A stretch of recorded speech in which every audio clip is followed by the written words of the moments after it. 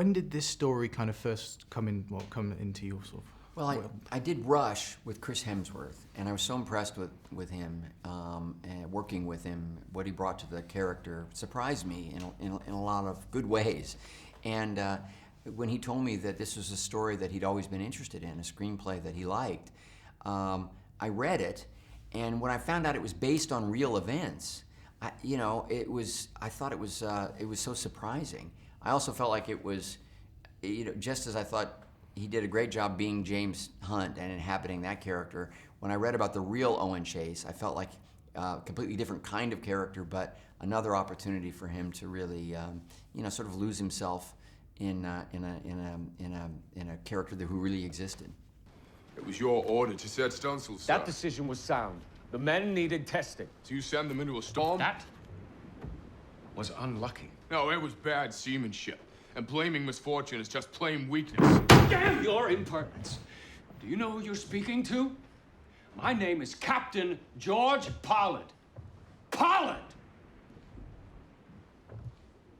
And you, Mr. Chase, no matter how many whale pins you may have on your lapel, are nothing more than the son of a farmer who's managed to bully his way into an officer's tunic. How was it to shoot? Because it looks incredibly physically arduous. It was very challenging to make this movie.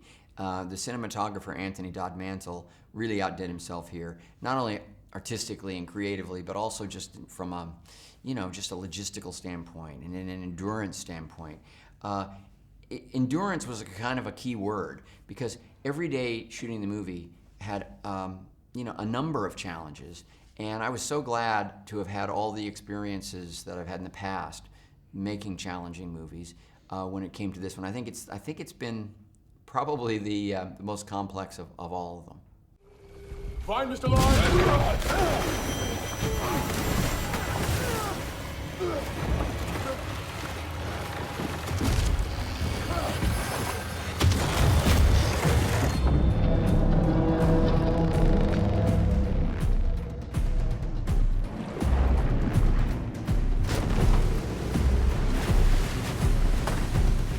How did you go about preparing for this? Because there's a whole lot of water.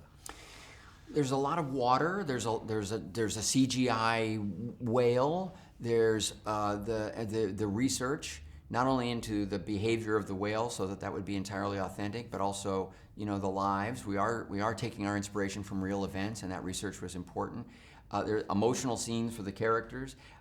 So the preparation was key, but again, it was really like spinning plates, because you'd spend a couple of hours doing research and a couple of hours talking about the logistics of the ocean and a couple of hours talking about the look of the whale, and it was fascinating, but it was daunting. Are you familiar with the story, Mr. Joy? Sir?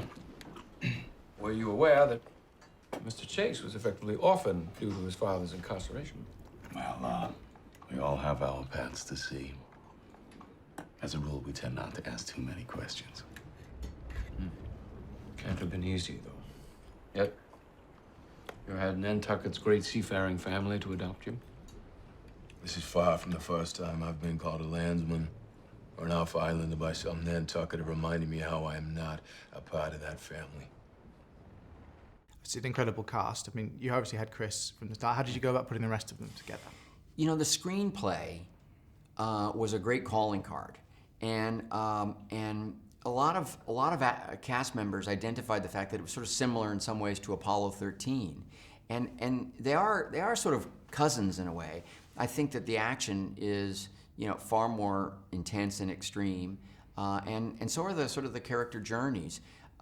They wanted to play these real life characters, and so it was the truth of the story and the screenwriting that really attracted a great young cast. I mean, it's a lot of actors that even actors who just have a few lines that we're going to be seeing more of over the next decade.